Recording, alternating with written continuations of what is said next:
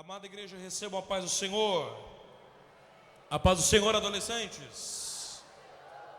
Pode tomar seu assento. Você que trouxe sua Bíblia, por gentileza, faça uso dela, abrindo-na comigo no livro do Gênesis. Gênesis, capítulo de número 8. Gênesis, capítulo de número 8.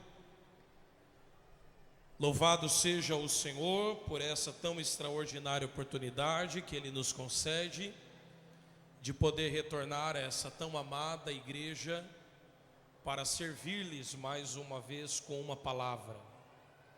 Minha palavra nesse altar é de gratidão a Deus pela liderança sacerdotal deste tão lindo, próspero campo de trabalho, na pessoa do vosso pastor, pastor Abinair, bem como do pastor Samuel Almeida, que de forma tão bondosa nos recebe nesse período de tarde, quase noite, ao meu amigo pastor Claudeir, pastora Cláudia, essa família tão preciosa, que são um presente de Deus para mim, para minha casa e para minha família.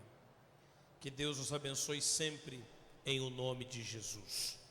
Gênesis capítulo 8. Quem ainda está animado, diga amém. Nós leremos a partir do verso de número 6. Passados 40 dias, Noé abriu a janela que fizera na arca. Esperando que a terra já tivesse aparecido, Noé soltou um corvo, mas esse ficou dando voltas. Depois soltou uma pomba para ver se as águas tinham diminuído na superfície da terra. Mas a pomba não encontrou onde pousar os pés, porque as águas ainda cobriam toda a superfície da terra, e por isso voltou para a arca. Noé então estendeu a mão para fora, apanhou a pomba e a trouxe de volta para dentro da arca. Esperou Noé mais 7 dias e soltou novamente a pomba. Quando voltou ao entardecer, a pomba trouxe em seu bico uma folha de oliveira. Noé então ficou sabendo que as águas tinham diminuído sobre a terra. Esperou ainda outros 7 dias, e de novo a pomba soltou, mas dessa vez ela não voltou mais. E você diz amém. Olhe para cá, redobre sua atenção, tente não se movimentar, tente não conversar. Eu lhe garanto que o Senhor ainda tem algo para falar ao seu coração, em o nome de Jesus. Dentre das muitas formas em que nós podemos interpretar o texto bíblico, o texto sagrado, existe uma das que eu mais amo, das que eu mais identifico, conhecido da escola teológica como tipologia bíblica. Existem tipos na Bíblia que fazem parte do nosso imaginário popular desde sempre. Por exemplo, quando alguém diz que o culto foi fogo puro, a gente sabe do que se trata. Quando alguém diz que está passando por um vento, nós sabemos exatamente o que é. Existem tipologias bíblicas que não precisam a nós ser excessivamente explicadas, muito pelo contrário. Haja vista que desde sempre na escola bíblica dominical, de nossa vida faz parte. A pomba definitivamente é uma destas. Todos nós sabemos que a pomba representa o Espírito Santo. Pregue comigo, por favor. A pomba representa quem? A pomba representa quem? No texto que lemos, o texto tão conhecido e famoso acerca da arca de Noé, a nós agora é apresentada 2 aves, o corvo e a pomba. Se a pomba é o Espírito Santo, o corvo é Satanás. É justamente por isso que dentro dessa alegoria, dentro dessa tipologia, o corvo vem antes da pomba. Jesus vai falar acerca disso dizendo: eu vi quando Satanás foi lançado dos céus. Dentro dessa tipologia, dentro dessa alegoria bíblica, nós teremos a apresentação das 3 dispensações do Espírito na história da humanidade. Bem, a primeira vez que o Espírito veio à terra, portanto, representado aqui nesse texto como o primeiro voo da pomba, está lá no Gênesis, o capítulo 1. No princípio criou Deus os céus e a terra estava sem forma e vazia, havia trevas sobre a face do abismo, mas o Espírito de Deus pairava sobre a face das águas.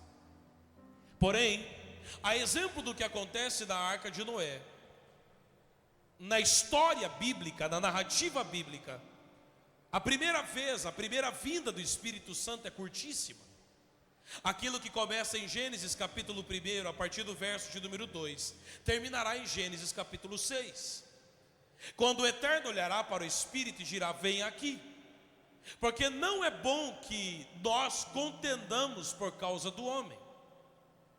O primeiro voo da pomba é curtíssimo. Por quê? Porque dentro do contexto da Arca de Noé, o que se tem do lado de fora é uma mistura de podridão e muita água. Existe uma quantidade gigantesca de água do lado de fora, e sobre essa água uma quantidade imensurável de podridão. Animais e homens, corpos humanos e animais, putrefando, decompondo-se, pela quantidade de água acumulada do período diluviano. É justamente por isso que o corvo se sente tão bem do lado de fora, mas a pomba não consegue ficar lá. Eis uma verdade das mais sérias, das mais graves, acerca do mundo espiritual. No ambiente em que o corvo se sente bem, a pomba nunca conseguirá ficar. No ambiente em que o corvo se sente em casa, a pomba nunca conseguirá habitar.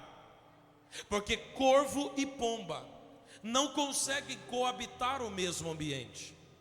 Corvo e pomba não foram feitos para usufruir de um mesmo ambiente. A verdade é que se um lugar, uma casa, uma mente, um corpo, uma alma, um coração, um espírito estiver sendo ocupado pelo corvo, Satanás, é porque a pomba não habita ali. É porque a pomba está a alguns quilômetros dali. Mas, uma vez que a pomba entra, eu lhe garanto, não há espaço para que o corvo habite, para que o corvo domine, para que o corvo coabite, para que o corvo por ali fique. Por quê? Porque a pomba tem como uma de suas exigências a pureza. Um dia, Jesus vai dizer assim, quem me ouve diga amém. Jesus vai dizer assim: eis que o semeador saiu a semear. Ele está falando da palavra. Então, existem variados tipos de terrenos. Existe um terreno pedregoso, existe um terreno espinhoso, existe a beira do caminho, até que, encontrando uma boa terra, essa semente germinará, brotará, crescerá, folheará, frutificará, e os seus frutos durarão para sempre. Bem, o coração do homem é um pedacinho de terra. Se você está comigo nessa mensagem, aqui embaixo ou em cima, bate no teu peito até fazer coffee e diga assim: o meu coração está horrível. Diga: o meu coração é um pedacinho de terra. Informe isso a alguém que está perto de você, verifique se ele está acordado, se ela está acordada. Se não tiver, faça com que isso aconteça. Chacoalhe ele, incomode ela. E se ele não achar bom, fale: é o pregador que está mandando. E diga a ele, diga a ela: o teu coração. Diga: o teu coração. O teu coração é um pedacinho de terra. Bom, se o coração do homem é um pedaço de terra, e tudo que o Espírito Santo quer é encontrar um pedaço de terra aonde ele possa pousar. Se o coração do homem é um pedaço de terra, tudo que o Espírito Santo quer é encontrar um pedacinho de terra aonde ele possa habitar. Nesta tarde, eu venho a você com uma boa notícia. Há um desejo no Espírito Santo de habitar no pedacinho de terra que é o seu coração. Se você tivesse acordado, você reagiria a essa palavra. Há um desejo do Espírito Santo em habitar nesse pedacinho de terra que é o seu coração. Porém, se a intenção da pomba, o espírito, é habitar, é descer, é pousar sobre um pedaço de terra que é o coração do homem. O pecado vem para inviabilizar, para atrapalhar, para impedir o pouso da pomba sobre o pedaço de terra. Então, é a partir do pecado que este pouso, que essa morada, torna-se inviabilizada. Se o coração do homem é um pedaço de terra, o pecado é água sobre a terra, é podridão sobre a água. Se o coração do homem é um pedaço de terra, o pecado é água sobre a terra, podridão sobre a água. É a inviabilização do pouso da pomba, é a inviabilização do agir do Espírito Santo. É por isso que em todo o Antigo Testamento, pastor Samuel, há uma sucessão de homens e mulheres de Deus que eram crentes, que eram santos, que eram justos, que eram corretos, que eram amáveis, que eram queridos por Deus, amigos de Deus, próximos de Deus, segundo o coração de Deus, mas que tinham água sobre a terra e podridão sobre a água. A intencionalidade do Espírito Santo permanecia a mesma. Porém, o que mais se diz acerca do Espírito em todo o Antigo Testamento é a seguinte sentença: e vindo sobre ele o Espírito de Deus. E vindo sobre ele o Espírito de Deus. Se veio, é porque não estava. Se veio, é porque se afastou. Se veio, é porque foi embora. Quem melhor entende isso é Davi, que vai orar um dia dizendo: torna-me a dar um espírito estável. Ou seja, ele percebeu que havia uma instabilidade do espírito. Ora estava, ora não estava. Ora usava, ora não usava. Ora vinha, ora não vinha. É por isso que Davi vai dizer: eu cansei disso. Eu quero que eu tenha em mim um espírito estável. Ou seja, porque é que ao invés do Senhor vir e voltar, o Senhor não vem e fica? Porque é que ao invés do Senhor vir e voltar, o Senhor não vem e habita aqui, mora aqui? Mas não há a menor possibilidade da pomba pousar sobre um pedaço de terra que tem água sobre a terra e podridão sobre a água.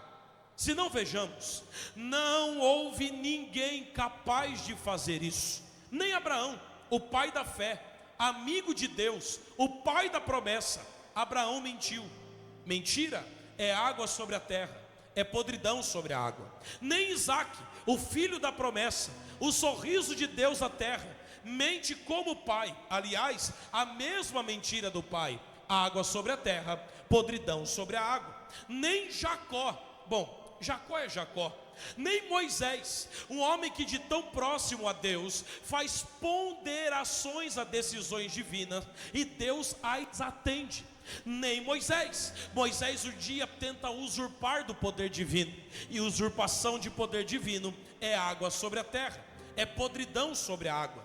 Não há em todo o Antigo Testamento nenhum rei, nenhum sacerdote, nenhum profeta, nenhum levita, nenhuma profetisa, nenhum homem, nenhuma mulher suficientemente santo, suficientemente justo, suficientemente limpo para que o Espírito pouse sobre ele. Nem o Elias, nem o Eliseu, nem o Isaías, nem o Sofonias, nem o Abacuque, o Miqueias, nem o Joel e o Amós, nem o Oséias e o Malaquias. Não há ninguém, nem o Ezequiel, nem o Daniel, nem o Obadias. Não há ninguém suficientemente justo, suficientemente puro, suficientemente santo. É por isso que Jesus tem de vir. Agarra a mão desse adolescente que está perto de você e diga assim: é por isso, dá um gás, diga: é por isso que Jesus tem de vir. Dá uma ajeitada aí nessa cadeira, eu estou te vendo. Se ajeita um pouco nessa cadeira e ouve o que eu estou pregando. O Senhor, Ele trouxe a essa casa para dizer: sabe por que é que Jesus tem de vir? Porque Jesus é maior do que os profetas. Sabe por que Jesus tem de vir? Porque Jesus é maior do que os levitas. Sabe por que Jesus tem de vir? Porque Jesus é maior do que os 6. Sabe por que Jesus tem de vir? Porque Jesus é maior do que as profetisas. Sabe por que Jesus tem de vir? Porque Jesus é o único, 100% santo, completamente santo, incomparavelmente santo, inegociavelmente santo. Eu amo isso, porque quando Jesus foi nascer, começa a haver uma comoção nos céus. O Deus da terra, o Deus dos céus, de tudo que há e existe, vai dizer aos anjos cantores: desçam à terra, vão a uma cidadela chamada Belém, lá no meio da Judéia, e cantem acerca do nascimento de um menino. E eu fico pensando nisso, pastor Claudeir, porque os anjos poderiam pensar: mas espera lá, nós não descemos cantar quando os faraós nasceram, nós não descemos cantar quando César nasceu, nós não descemos cantar quando os imperadores da Ásia nasceram, nós não descemos cantar quando Nimrod, o primeiro imperador da história, nasceu. Por que é que a gente desceria cantar em uma cidadela no meio do nada, com tão poucos habitantes, acerca do nascimento de um menino? E eu imagino o Eterno dizendo: é porque quem está nascendo não é um menino, mas é o meu filho. Digam a eles que a salvação do mundo acabou de nascer lá em Belém da Judéia.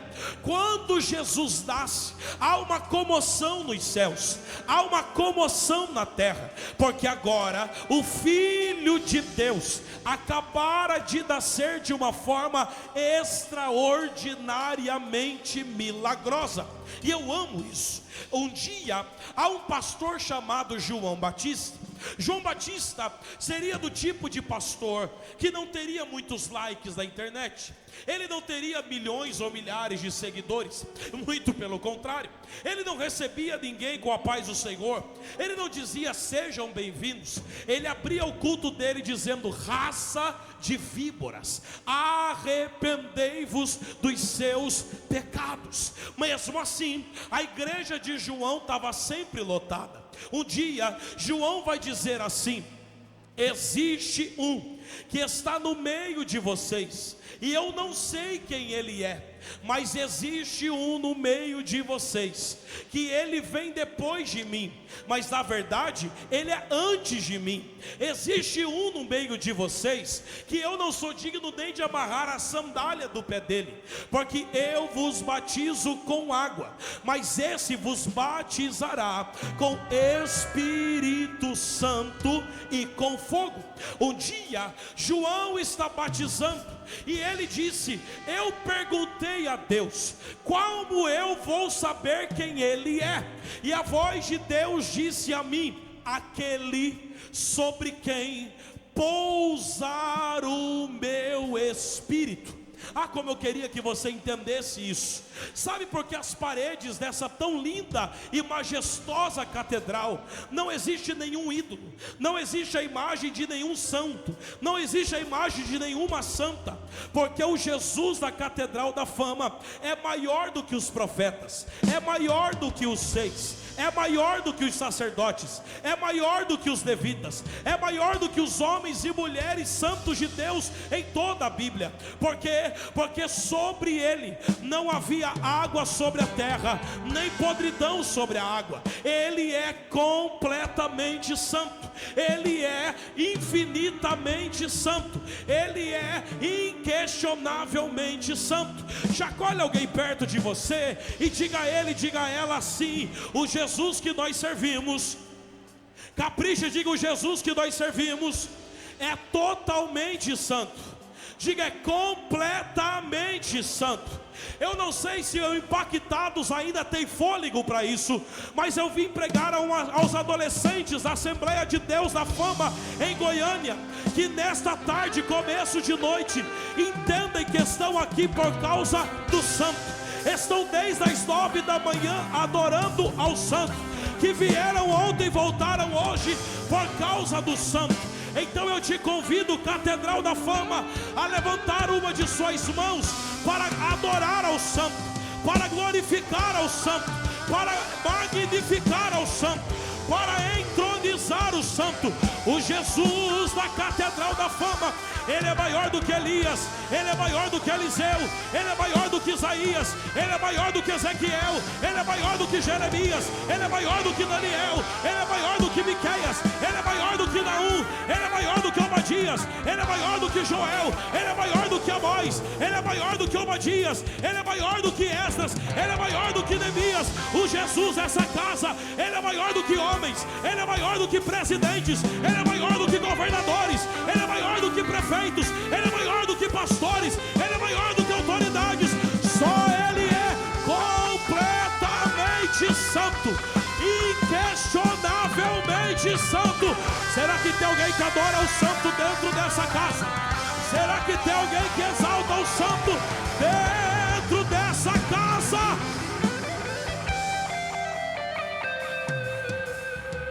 Levanta a sua mão direita se você pode, impactados, e comece a dizer um glória para o santo. Vamos. Se você trouxe um aleluia para o santo, esse é o seu momento. Lá no último anel da galeria, diga alguma coisa ao santo aí agora. Diga alguma palavra de adoração ao santo aí agora.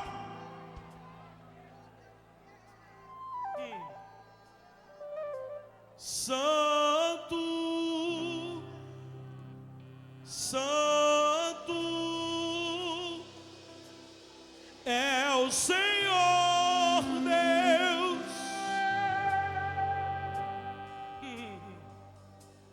digno de louvor.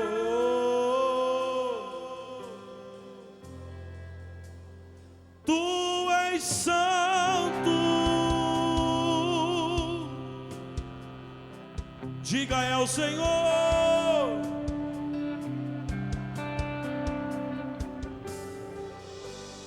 Digno, digno de louvor.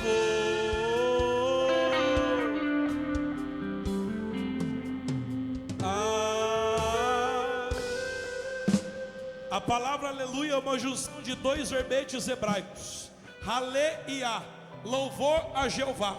Capricha. 3, 4. Aleluia.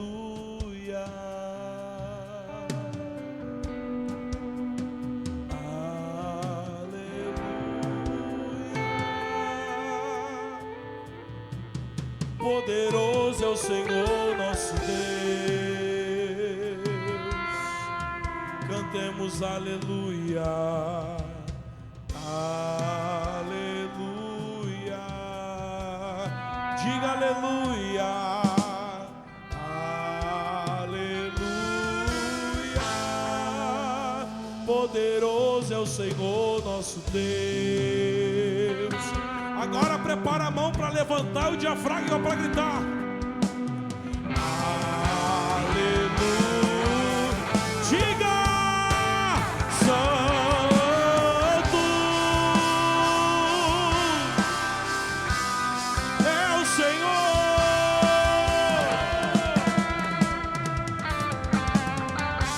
digno, digno de louvor, digno de louvor.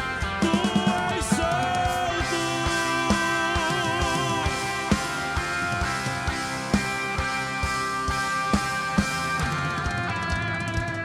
poderoso, digno de louvor.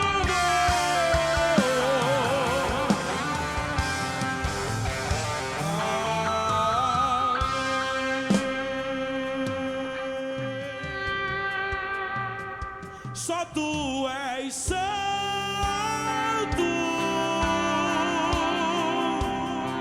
só tu és santo. Não há outro como tu, não há outro como tu, não há outro como tu, não há outro como. Diga, só tu és santo.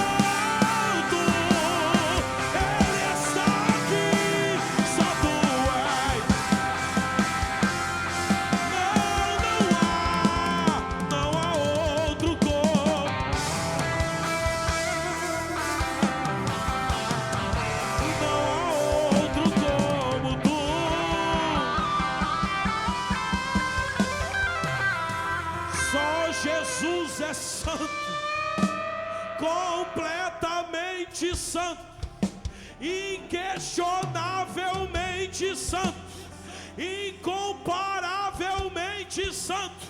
É por isso que nós o adoramos, é por isso que nós o exaltamos, é por isso que nós o glorificamos, é por isso que quando o nome dele é chamado, o inferno treme, a terra se move, o céu se agita.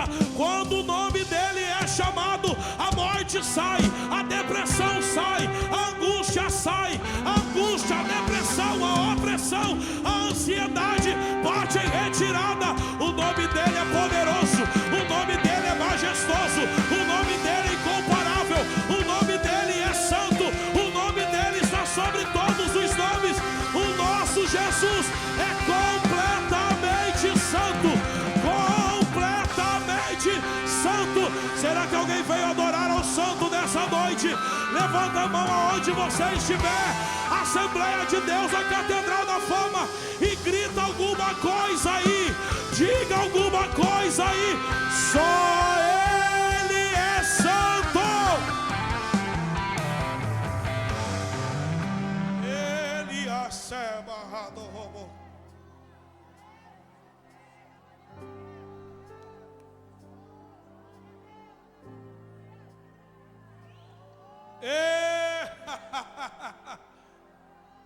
Sobre ele a pomba pousa.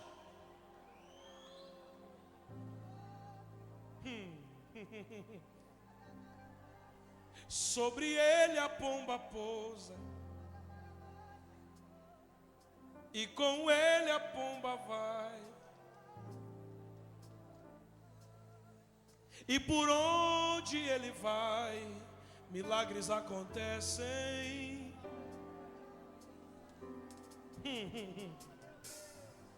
Ele chega em um casamento que o vinho acabou, transforma a água em vinho e tudo transformou.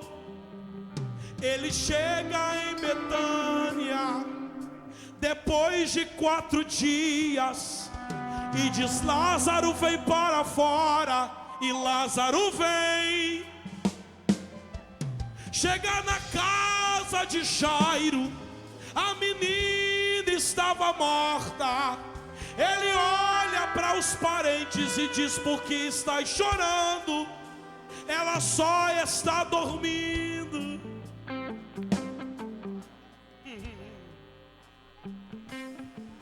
Ele chega em uma multidão de mais de 5.000 pessoas. Só tem 5 pães e 2 peixinhos, mas para ele é banquete. Transformou.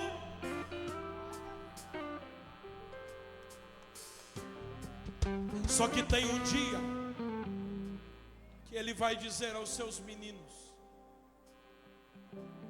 eu tenho que morrer. Eu vou morrer. Mas não se preocupem, ninguém tirará a minha vida. Sou eu que vou dar. No Getsemane, suor se transforma em sangue. E a oração que vem à sua boca é: se possível for, passa de mim esse cálice. Todavia, parece que me vejo, pastora Cláudia, a pomba tomando um daqueles galinhos de oliveira do Getsemane e subindo até o céu e dizendo: ele aceitou.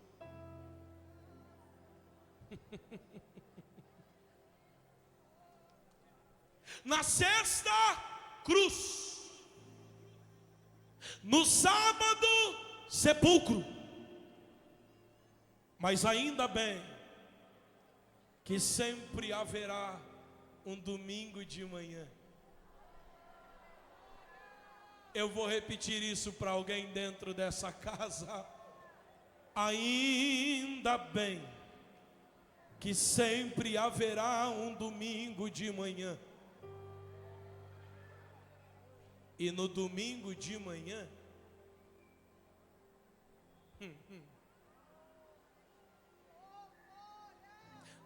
a terra estremeceu, o sepulcro se abriu, e nada vencerá seu grande amor. Ó morte, onde estás?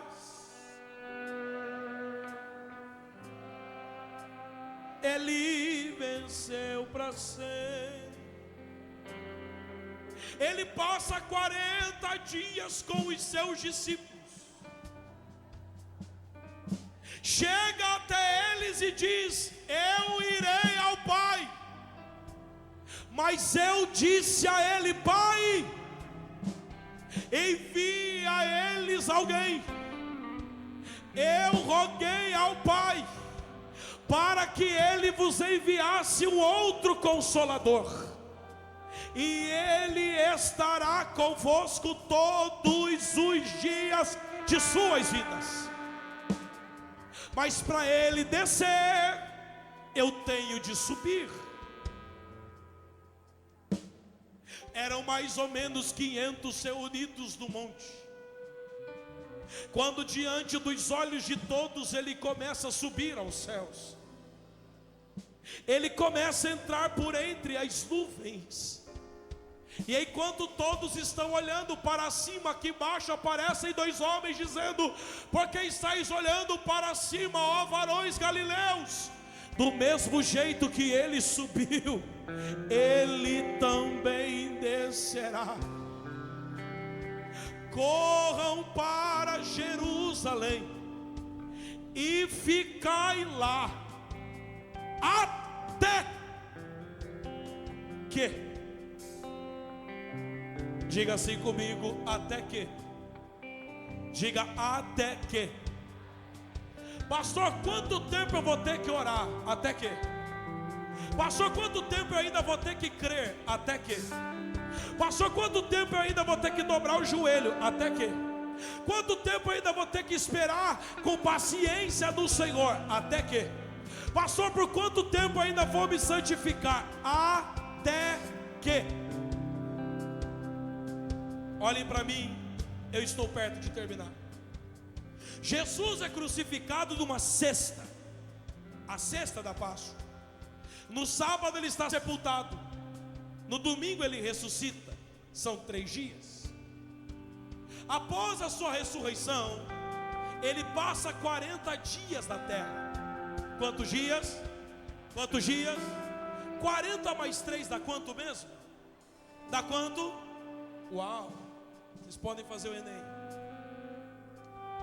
A Bíblia diz que o Espírito Santo desce da festa de Pentecostes.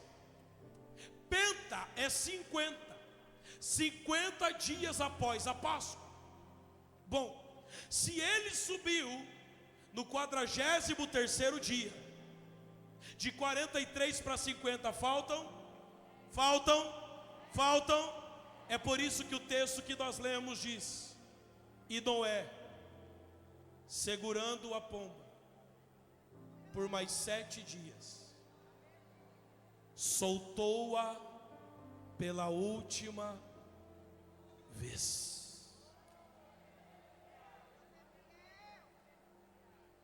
Estavam todos reunidos em um mesmo lugar, quando de repente, feche os seus olhos.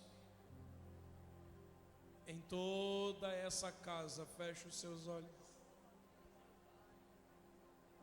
Eu quero te provocar a orar agora. Você me ouviu até esse momento, e talvez durante todo esse dia, desde ontem, você viu tantos dos teus colegas receberem tanto de Deus, e você ainda não recebeu quase nada. Pois Ele agora nesse momento lhe diz: me chama mais um pouco, ora mais um pouco, até que. Ore, ore, ore, ore, ore, ore, ore. Lá em cima, aqui embaixo, aqui à minha direita, à minha esquerda, ao centro. Ore, ore, ore, ore, ore.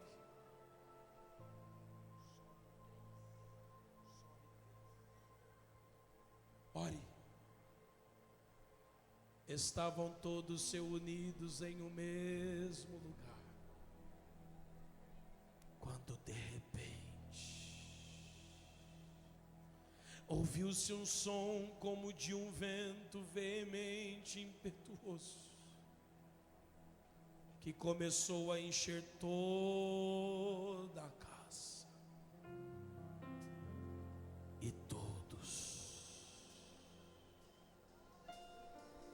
começaram a ser cheios. Vem fazer o que nenhum homem fez, em fazer o que a história nunca viu, vem cumprir o descrito em Joel. Aviva-nos, vem fazer o que nenhum homem fez, em fazer.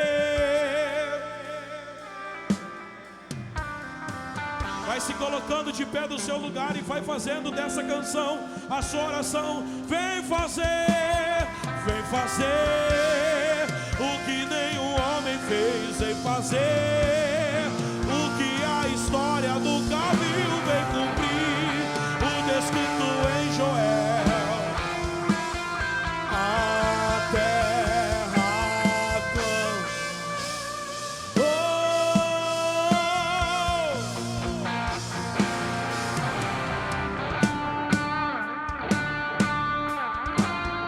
Diga mais uma vez.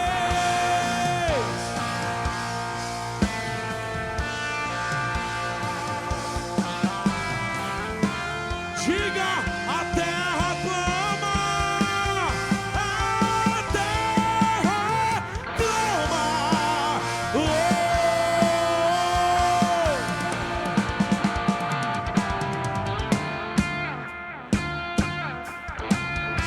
Mais uma vez, mais uma vez.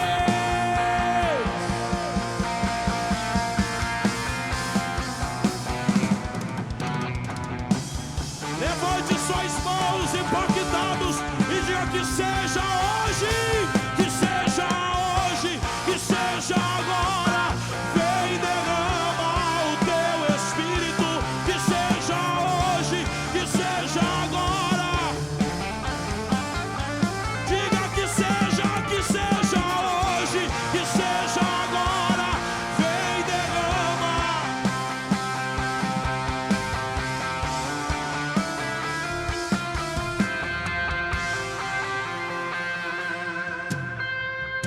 Estavam todos reunidos em um mesmo lugar, quando de repente ouviu-se um som como de um vento veemente e impetuoso, e línguas repartidas como de fogo começaram a pousar sobre a cabeça de cada um deles, e todos.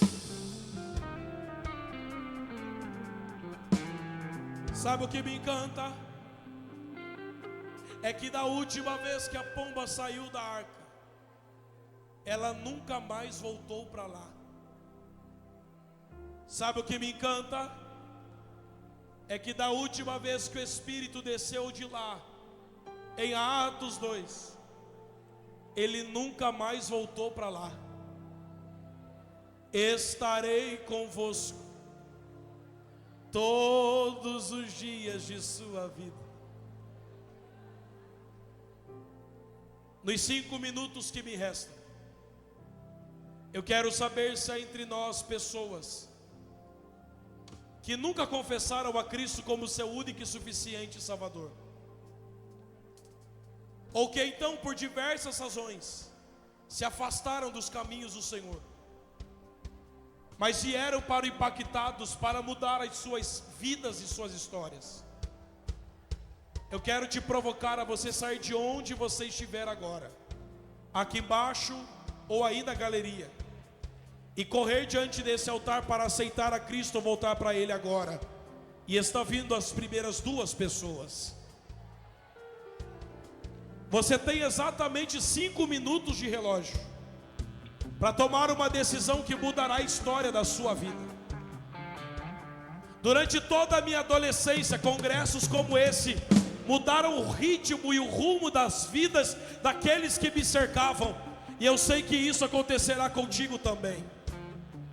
Você que deseja aceitar a Cristo ou voltar para Ele, saia da galeria, saia aqui de baixo, peça licença onde você estiver e corre para esse altar. Eu quero orar por você agora. Pastor, mas eu vim com a camiseta do evento. Vem. Pastor, mas eu vim da caravana. Vem. Pastor, mas todo mundo me conhece. Vergonha ir para o inferno. Vem. Vem. Isso. Você tem exatamente 4 minutos. Se você está do lado de alguém, na frente de alguém, atrás de alguém, você sabe que ele ou ela tem que estar aqui, gruda pelo braço e fala: vamos lá, eu te levo. Vem. Vem. A Bíblia diz, e eu ainda estou te esperando, que uma festa começa nos céus quando um pecador se arrepende. Eu não sei o que você vai fazer com essa informação, mas diante desse altar existem pelo menos 30 adolescentes que estão confessando a Jesus nesta noite. Eu estou te esperando por mais 2 minutos. Vem. Vem. Pastor, eu tenho sofrido de crises de ansiedade, é falta de Jesus. Vem. Pastor, eu não tenho conseguido ter qualidade de sono, é falta de Jesus. Vem. Pastor, eu estou precisando ter um encontro, é agora. Vem. Isso. Pastor Claudeiro, eu queria contar as pessoas. Se tivesse alguém que pudesse fazer isso, por favor. Por favor. Para que a gente possa celebrar e terminar em festa, em nome de Jesus. Você tem mais 2 minutos. Volta para Jesus agora.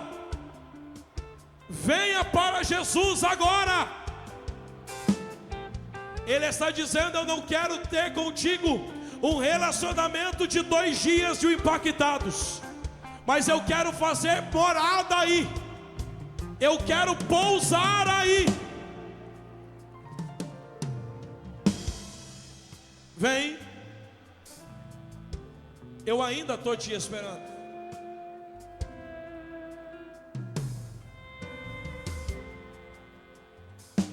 Vem. Eu ainda estou te esperando.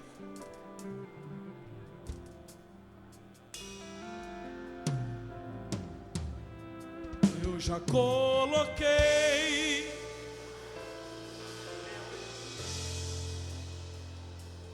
estou só te esperando, vem. Nós estamos com 70 pessoas. Eu estou te esperando, vem.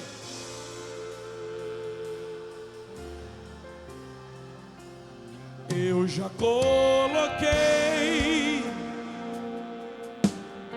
Vem correndo, eu vou orar em 1 minuto. Estou só te esperando, vem.